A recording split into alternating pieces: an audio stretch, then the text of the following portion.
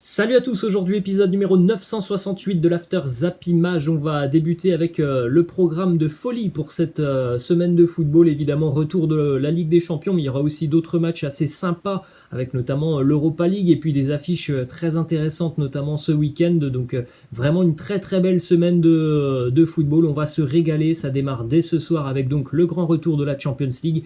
Début des quarts de finale aller, Manchester City reçoit le Borussia Dortmund, le Real Madrid reçoit Liverpool. C'est un petit peu dommage que ces deux matchs se jouent à la même heure, mais bon, c'est comme ça. En tout cas, ça sera quand même évidemment une très très belle soirée. On démarre du côté de City avec une déclaration de Pep Guardiola qui nous dit: je fais beaucoup tourner mon effectif parce qu'il n'est pas possible de jouer tous les 3 jours avec les mêmes garçons. Ce sont des êtres humains, pas des machines. L'UEFA et la FIFA ont tué les joueurs. Nous n'avons pas eu un seul milieu de semaine libre depuis le début d'année. Pas même un. C'est compliqué, on ne cesse de le répéter. Pour les plus grandes écuries européennes, eh bien c'est très compliqué parce que le calendrier est beaucoup trop surchargé et voilà, il y a des matchs tous les 3 jours, donc évidemment physiquement ça pèse beaucoup sur les joueurs et il y a pas mal de blessures. Ensuite, toujours du côté de City, une déclaration de Pep Guardiola qui nous parle de Erling Haaland. Il nous dit: c'est un buteur exceptionnel, il a 20 ans,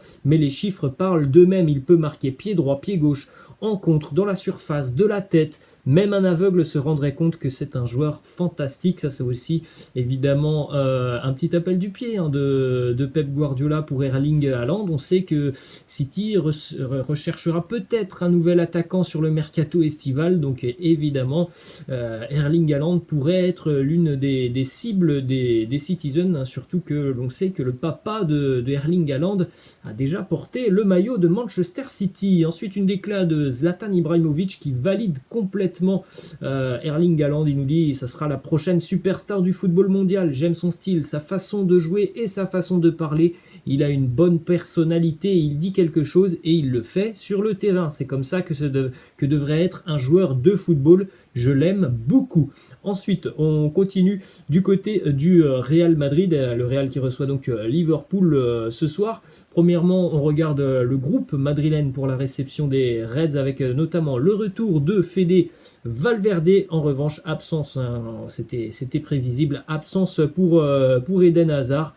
On a quand même une très très belle équipe évidemment du côté du Real qui est en pleine forme en ce moment. Les Madrilènes sont en confiance, hein, ils restent quand même sur de très bons résultats en Liga mais aussi en Ligue des Champions. Ensuite, déclaration de Sergio Ramos qui nous parle de sa prolongation de contrat. Il nous dit: j'ai gagné le droit de prendre ma décision en ce qui concerne mon avenir. Je me sens en pleine forme et je veux jouer au plus haut niveau encore pendant plusieurs années. Sinon, ça n'en vaudra pas la peine. Le fait que je sois bien à mon âge n'est pas un hasard. On attend toujours évidemment la décision du Real Madrid et la décision aussi de Sergio Ramos, tout proche donc maintenant de la fin de son contrat avec le Real, prolongation ou pas. On le saura certainement dans quelques semaines maintenant. Ensuite, une petite info qui concerne les Reds de Liverpool. Jürgen Klopp, l'entraîneur des Reds, qui a envisagé de démarrer ce soir avec un quatuor de feu, à savoir Mohamed Salah, Sadio Mané, Diogo Jota et Roberto Firmino. Donc on suivra évidemment la compo d'équipe des Reds pour savoir si Jürgen Klopp va aligner ces 4 grands attaquants. Bon, ça serait un signe quand même assez intéressant de la part de Liverpool de voir ces 4 joueurs alignés en même temps lors d'un match à l'extérieur. Voilà, ce serait quand même quelque chose d'assez fort envoyé par Jürgen Klopp. Ensuite, on continue avec quelques infos autour évidemment du match de demain pour le Paris Saint-Germain qui sera du côté de Munich. On démarre avec le groupe parisien retenu pour ce déplacement. Vous faites un petit arrêt sur image pour découvrir l'ensemble du groupe parisien pour ce déplacement. Donc bon, on le savait, hein, il y a quelques absents du côté de Paris, notamment Marco Verratti, mais encore Alessandro Florenzi. On peut aussi noter évidemment l'absence de longue date, ça on le savait, hein, Juan Bernat, Mauro Icardi qui ne sera pas là, Levin Kurzawa, Leandro Paredes. Ensuite, on continue avec la composition probable du Paris Saint-Germain, mais aussi celle du Bayern Munich, compo probable du quotidien allemand Kicker. Vous faites un petit arrêt sur image pour regarder donc les 2 compos probables. Une petite info qui concerne le Bayern Munich, info toute fraîche, puisqu'elle arrive de ce matin, cette info. Serge Gnabry qui ne s'est pas entraîné ce matin avec le Bayern Munich. Pour le moment, le club bavarois n'a pas communiqué sur la raison de cette absence à l'entraînement, donc on peut penser que Serge Gnabry est peut-être gêné et qu'il ne jouera pas demain face au Paris Saint-Germain. C'est pour le moment un gros point d'interrogation. Il ne s'est pas entraîné ce matin avec le Bayern. Toujours du côté du Bayern, la direction bavaroise a pris la décision de ne pas renouveler le contrat de Jérôme Boateng. Jérôme Boateng, c'est quand même quelqu'un qui est là depuis de nombreuses années du côté du Bayern. Donc voilà, normalement, ce sera les derniers mois de Jérôme Boateng jusqu'à la fin de saison et il sera donc libre de s'engager où bon lui semble, dans quelques mois. Ensuite, on continue avec une déclaration d'Hervé Révelli, un ex-international français qui nous parle du Real Madrid qui va être obligé de recruter et de former une équipe de galactiques. Il nous dit ce serait formidable d'associer Karim Benzema et Kylian Mbappé. On ne peut pas le faire en équipe de France, alors pourquoi pas le faire au Real Madrid. C'est vrai que on a quand même très peu de chance de voir Karim Benzema revenir du côté de l'équipe de France. Ça serait peut-être plus simple si on voulait voir ce duo, de le voir du côté du Real Madrid. Direction Lille maintenant, Lille qui a donc battu le Paris Saint-Germain. Ce week-end, Olivier Létang, le président du LOSC, a révélé à RMC qu'il souhaitait prolonger le contrat de son entraîneur Christophe Galtier. Il a annoncé également que Jean-Michel Aulas, pour le moment, n'avait pas contacté le club lillois ni les représentants de Christophe Galtier. Depuis quelques semaines, il y a des rumeurs qui envoient déjà Christophe Galtier du côté du banc de touche lyonnais l'année prochaine. Tout a été démenti par le président lillois qui, lui, veut évidemment continuer avec Christophe Galtier et prolonger son contrat. On poursuit toujours du côté de Lille. Mauvaise nouvelle pour les Dogs. Le buteur de ce week-end face au Paris Saint-Germain, Jonathan David, on en avait parlé. Malheureusement, quelques minutes après avoir ouvert le score, il est sorti sur blessure, touché au niveau de la cheville.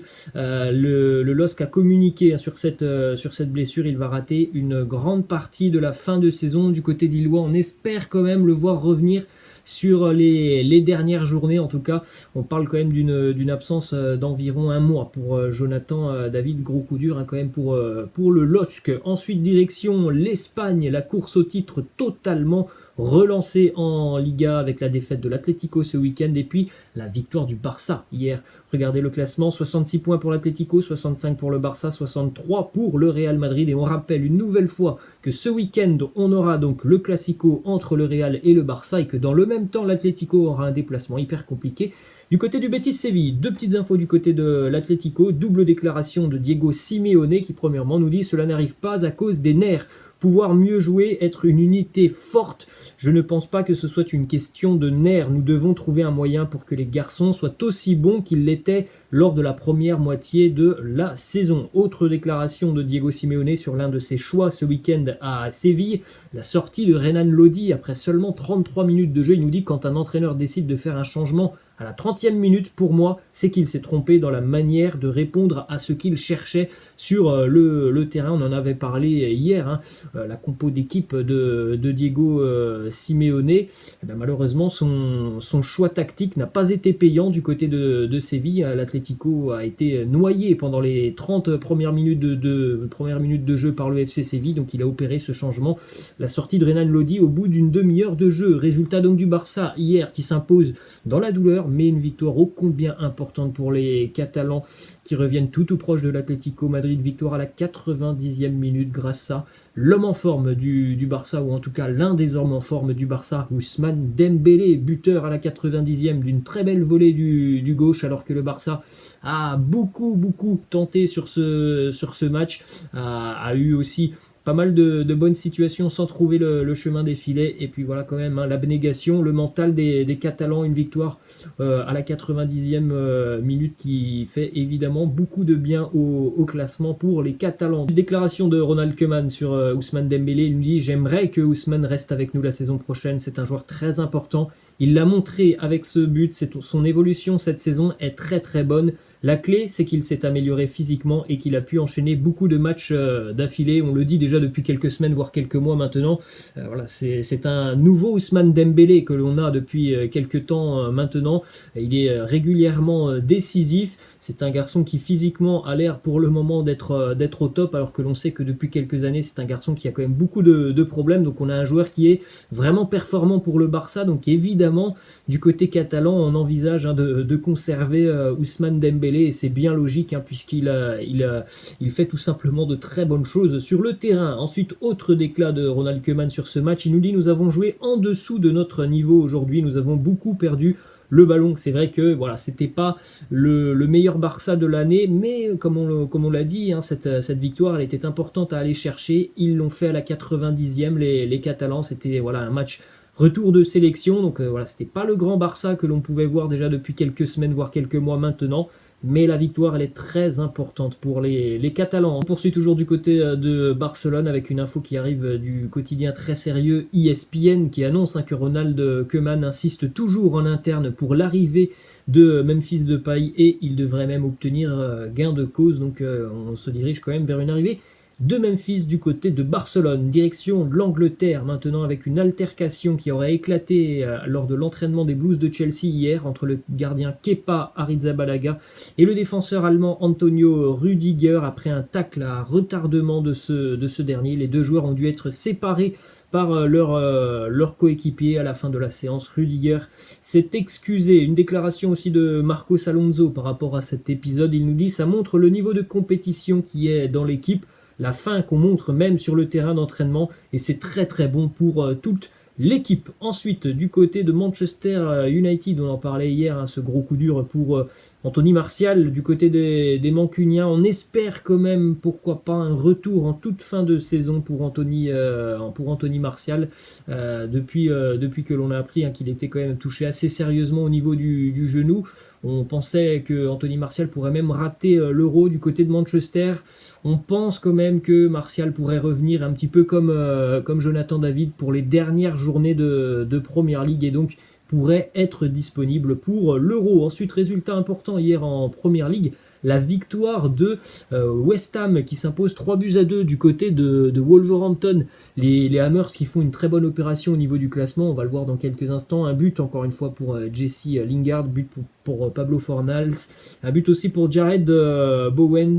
Du côté des Wolves, Den Donker et Fabio Da Silva, cette équipe de West Ham, c'est quand même une équipe très très solide cette année. Les stats pour Jesse Lingard depuis donc son arrivée en provenance de Manchester United: 8 matchs, 6 buts, 3 passes décisives, comme quoi ça lui a fait le plus grand bien du monde de quitter Manchester United, où il avait traversé 2 années hyper compliquées. Il est tout simplement en pleine forme avec les Hammers. Hier, il a marqué un but somptueux, Jesse Lingard. On fait donc un petit point sur le classement de la Premier League, et on voit donc qu'à l'heure actuelle, West Ham est 4e, et donc West Ham serait qualifié pour la Champions League. 5e Chelsea, 6e Tottenham, 7e Liverpool. Donc on a quand même des grosses écuries anglaises qui ne sont pas présentes à l'heure actuelle dans le top 4, et ça reste quand même très très serré, cette course à la Ligue des Champions. Ensuite, on prend la direction de l'Italie avec une petite info qui concerne Matthijs de Ligt. La Juve a décidé de verrouiller Matthijs de Ligt. Il possède une clause libératoire à 150 millions d'euros. Celle-ci sera valable à partir de juillet 2022. Donc du côté turinois, on ne veut pas prendre de risques. Clause libératoire à 150 millions pour le défenseur néerlandais. Toujours du côté de la Juve, les Turinois qui se montrent très intéressés par l'international turc Hakan Çalhanoğlu, qui pour le moment n'a pas prolongé avec le Milan, fin de contrat dans 3 mois, et on sait que la Juve, déjà depuis de nombreuses années, c'est une équipe qui aime beaucoup faire des jolis coups sur le mercato, souvent des joueurs qui sont en fin de contrat. Ils en ont réalisé pas mal des jolis coups sur ces dernières années, donc là il reste à l'affût sur ce dossier Çalhanoğlu, puisque la prolongation avec le Milan n'avance pas beaucoup. Ensuite, on a une petite info qui concerne l'attaquant du Paris Saint-Germain, Mauro Icardi. Les agents de Mauro Icardi sont entrés en contact avec les dirigeants turinois. Un rendez-vous a même été fixé pour déterminer les intérêts de chacun. On sait là aussi que la Juve recherche un numéro 9. Il y a des choix que l'on sait déjà depuis quelques mois maintenant. Arkadiusz Milik et Mauro Icardi a toujours été suivi par la Juve. Donc normalement cet été, ça va être la même chose. Les Turinois qui sont toujours sur le dossier Icardi comme sur le dossier Arkadiusz Milik. On va terminer les amis cet After Zap Image par une déclaration d'André Onana qui nous parle du gardien de but et surtout du gardien de but moderne. Il nous dit c'est celui qui transmet de la sécurité à toute son équipe, c'est quelqu'un qui est bien dans les 1 contre 1, qui est imposant dans les airs et qui joue bien aussi avec ses pieds. C'est un gardien moderne, il est aussi capable de jouer avancé. Ça, c'est vrai que voilà, c'est un gardien moderne. Tout ce qu'il nous a dit, ce sont les gardiens qui sont en haut de la hiérarchie des meilleurs gardiens depuis de nombreuses années. Si tu as toutes les qualités que André Onana nous a citées, bah, tu es un gardien évidemment très très bon et un gardien très complet. Voilà les amis, la fin de cet After Zappy Match. J'espère que ça vous a plu. Je vous laisse. Je vous dis à la prochaine. Ciao.